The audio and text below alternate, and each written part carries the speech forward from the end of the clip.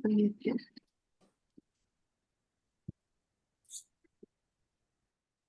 Selamat malam semuanya. Selamat malam Regina. Oke, malam ini kita akan masuk dalam refleksi ketika salibmu terlalu berat untuk dipikul. Ini saya baca dari Imitation of Christ. Jadi itu dari Thomas Kempis ya. Akan selalu ada banyak orang yang mencintai kerajaan surgawi, namun hanya sedikit yang mau memikul salibnya. Yesus memiliki banyak orang yang menginginkan penghiburan, namun hanya sedikit yang peduli pada kesulitan.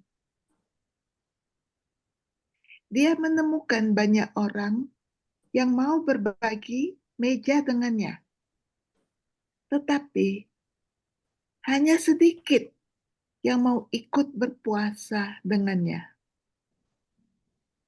Banyak yang ingin berbahagia bersamanya, hanya sedikit yang ingin menderita apapun demi dia. Banyak orang yang akan mengikutinya hingga memecahkan roti, namun hanya sedikit yang tetap meminum minuman dari kegemarannya. Banyak yang terpesona oleh mujizat-mujizatnya, hanya sedikit yang menerima rasa malu atas salibnya. Bukankah mereka yang selalu mencari penghiburan pantas disebut tentara bayaran? Bukankah orang-orang yang selalu memikirkan keuntungan dan keuntungannya sendiri membuktikan bahwa mereka lebih mengasihi diri mereka sendiri daripada Kristus?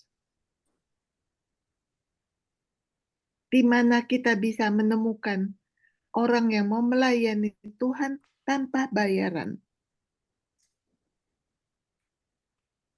Sangatlah jarang menemukan seseorang yang cukup spiritual untuk melepaskan dirinya dari segala hal duniawi. Dan di manakah kita dapat menemukan seseorang yang begitu miskin dalam roh sehingga ia tidak bergantung pada ciptaan? Orang seperti itu jauh lebih berharga daripada permata yang dibawa dari negeri yang paling jauh. Jika seseorang memberikan seluruh kekayaannya, maka itu bukanlah apa-apa. Jika dia berusaha menebus semua dosanya, maka hal itu tidak ada gunanya. Jika dia unggul dalam pembelajaran dan pengetahuan, dia masih jauh. Jika ia mempunyai kebajikan yang besar dan pengabdian yang besar, ia masih akan kekurangan banyak hal, dan khususnya satu hal yang paling penting baginya. Apa satu hal ini? Ia harus menyerahkan segalanya, terutama dirinya sendiri, dan tidak menyimpan keinginan pribadi yang egois.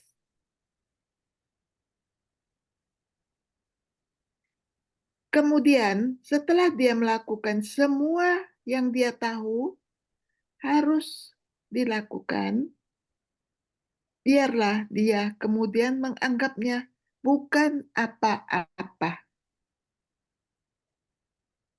Dia tidak boleh menikmati tepuk tangan apapun yang dia terima, tetapi menganggap dirinya sebagai pelayan biasa.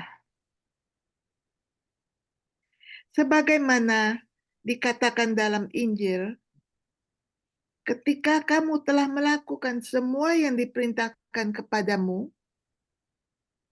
kamu harus berkata, "Aku seorang hamba yang tidak layak. Aku hanya melakukan tugasku." Banyak orang menganggap perintah, "Sangkal dirimu sendiri, pikul salibmu, dan ikutlah aku," terlalu sulit. Tapi itu akan terjadi jauh lebih sulit untuk mendengar kata terakhir itu.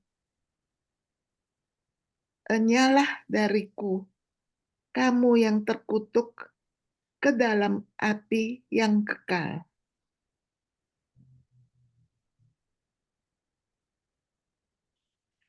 Mereka yang mendengar firman salib dan mengikutinya dengan rela sekarang tidak perlu takut akan penghakiman. Tanda salib ini akan ada di surga ketika Tuhan datang untuk menghakimi. Maka setiap orang yang mengabdi pada salib, yang dalam hidup ini telah menyatukan dirinya dengan yang tersalib, akan mendekatkan diri dengan penuh keyakinan kepada Kristus, Sang Hakim. Kalau begitu, mengapa Anda takut memikul salib, padahal melalui salib itu Anda bisa memenangkan kerajaan?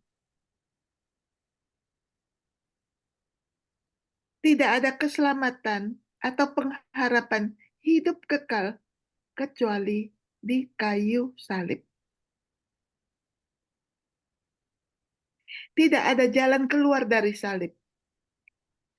Entah Anda akan mengalami kesulitan fisik atau kesengsaraan roh dalam jiwa Anda. Kadang-kadang engkau akan ditinggalkan oleh Tuhan, kadang-kadang disusahkan oleh orang-orang di sekitarmu, dan lebih buruk lagi, seringkali kamu menjadi lelah terhadap diri sendiri. Anda tidak dapat melarikan diri. Anda tidak dapat merasa lega dengan obat atau penghiburan apapun. Tetapi Anda harus menanggungnya selama Tuhan menghendakinya. Karena Dia ingin Anda belajar menanggung cobaan tanpa penghiburan, untuk menyerahkan diri Anda sepenuhnya kepadanya, agar Anda bisa menjadi lebih rendah hati melalui penderitaan. Tidak seorang pun yang memahami sengsara Kristus secara menyeluruh dan sepenuh hati selain orang yang mengalami penderitaan yang serupa. Oleh karena itu, salib tidak dapat dihindari. Itu menunggu Anda di mana saja. Kemanapun Anda pergi, Anda tidak dapat menghindarinya. Karena kemanapun Anda pergi, Anda juga ikut serta. Beloklah kemanapun Anda mau, atas, bawah, luar, atau dalam, Anda akan menemukan salib. Jika Anda rela memikul salib, salib itu akan memikul Anda. Ini akan membawa Anda ke tempat penderitaan berakhir, ke tempat lain selain di sini. Jika Anda memikulnya, Anda membuat beban bagi diri Anda sendiri dan menambah beban tersebut, meskipun Anda tetap harus menanggungnya. Jika Anda mencoba menghilangkan satu salib, Anda akan menemukan salib lain dan mungkin lebih berat. Bagaimana Anda bisa lolos dari hal yang tidak dapat dihindari oleh orang lain? Orang suci manakah yang dikecualikan? Bahkan Yesus Kristus pun tidak luput.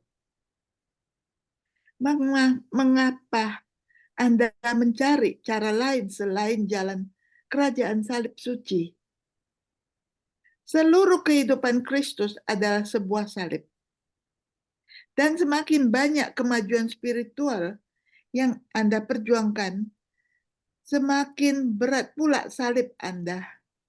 Karena seiring dengan meningkatnya kasih Anda kepada Tuhan, semakin besar pula rasa sakit di pengasingan Anda.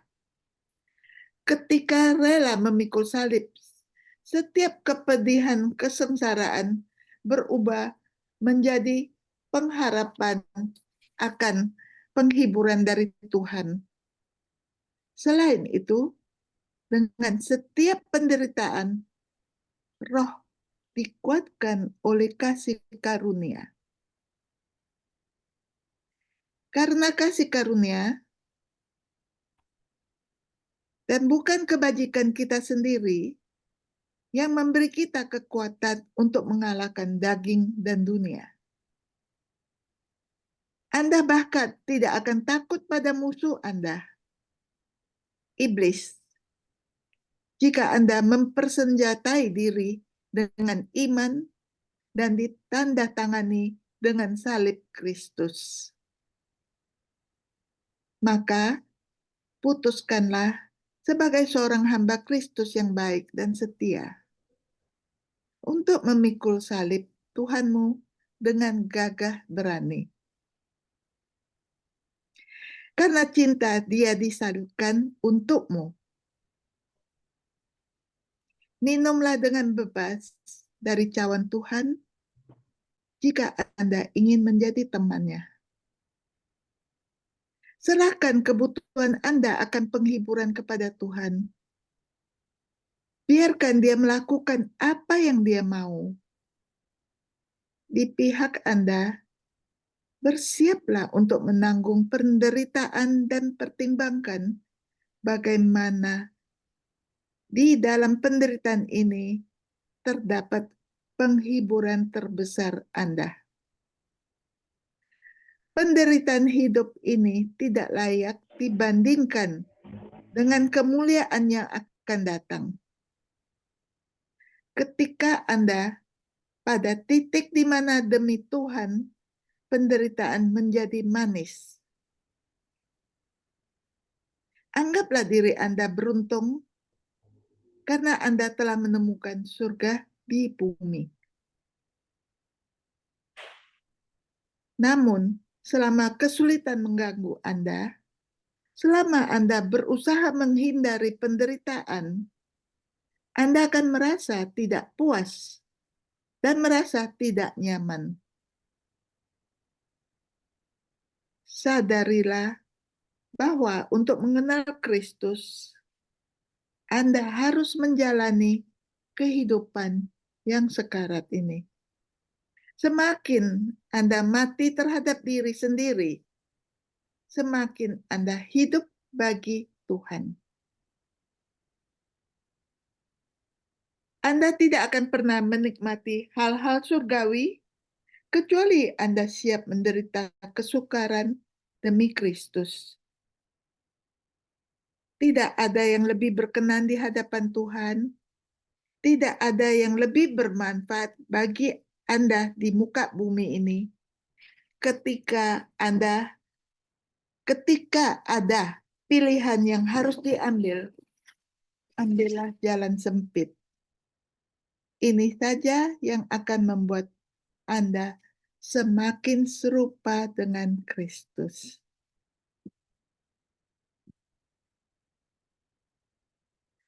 Ini sungguh luar biasa dalam hal memikul salib ini.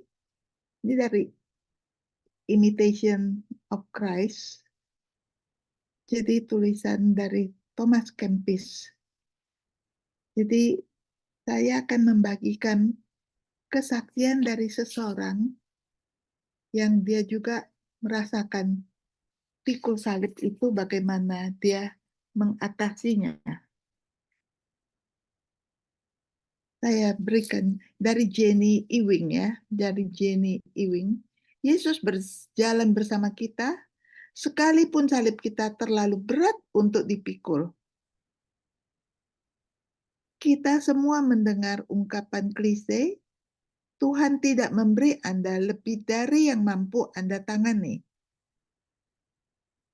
Namun, terkadang dia melakukannya.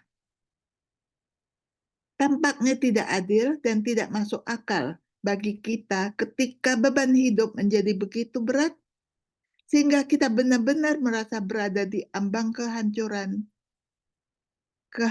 yang benar-benar. Ini tulisan dari Jenny Ewing ya. Saya telah berada pada titik ini beberapa kali dalam hidup saya. Salah satunya baru-baru ini, Tuhan itu setia dan tidak akan membiarkan Anda dicobai melebihi kekuatan Anda. Ini dia punya pengalaman hidup. Ayat yang digunakan oleh banyak umat Kristiani untuk membenarkan bahwa setiap salib dimaksudkan untuk dipikul tanpa mengeluh dan akan dipatuhi sepenuhnya. Bahkan pasrah secara suci. Kita baca dari 1 Korintus bab 10 ayat 13. Tidak ada cobaan yang menimpa kamu selain cobaan manusiawi. Tuhan itu setia dan tidak akan membiarkanmu dicobai melebihi kekuatanmu, tetapi dengan adanya cobaan itu, Dia juga akan memberikan jalan keluarnya agar kamu sanggup menanggungnya. Memang benar bahwa Tuhan mengizinkan penderitaan meski Dia tidak menciptakannya. Kadang-kadang dalam hidup kita rasanya menghukum dan kejam jika kita terus merasa seolah-olah kita tertimpa beban salib kita sendiri tanpa ada penangguhan hukum atau kelonggaran. Banyak dari Anda yang mengetahui bahwa putri kami, Sarah, memiliki kondisi genetik langka yang disebut sindrom Apert. 3 tahun pertama hidupnya dipenuhi dengan operasi, terutama operasi ortopedi korektif untuk memisahkan jari tangan dan kaki, serta rekonstruksi kraniofasial untuk membuka lempeng tengkorak yang telah menyatu sebelum lahir. Inilah saat ketika salibku menjadi tak tertahankan. Lalu kadang-kadang terasa ringan, namun tidak pernah benar-benar hilang.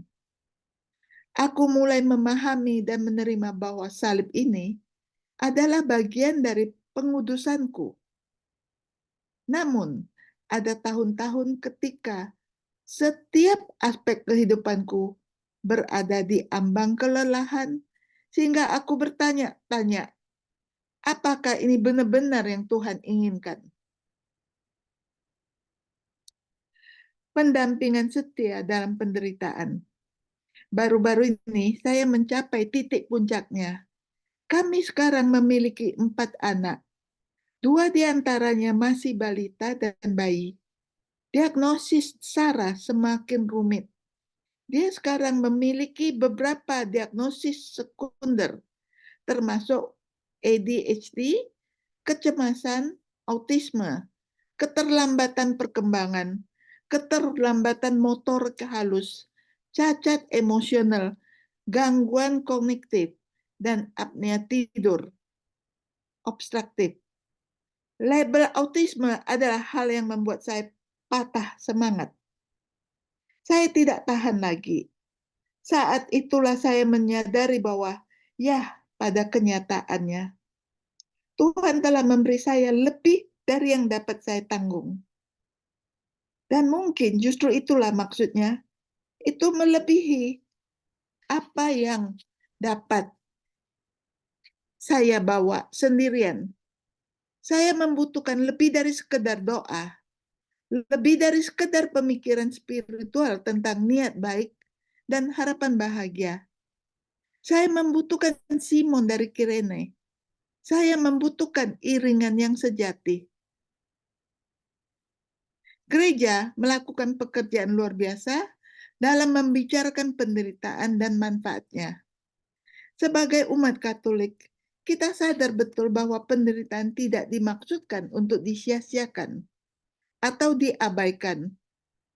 Kita dipanggil untuk dengan berani menghadapinya setiap hari, bahkan ketika kita merasa tidak sanggup menghadapinya lagi. Namun ada saat-saat dalam hidup ketika kita benar-benar membutuhkan lebih dari sekedar doktrin dan teologi. Kita membutuhkan seseorang untuk bangkit dan menjadi wajah dan hati Yesus dan rahmat-Nya. Kita perlu tahu bahwa Yesus mengasihi kita. Rasa sakit adalah guru terbesar bagi kita. Budaya kita tidak mengakui anugerah membiarkan perasaan gelap mengalir dengan bebas.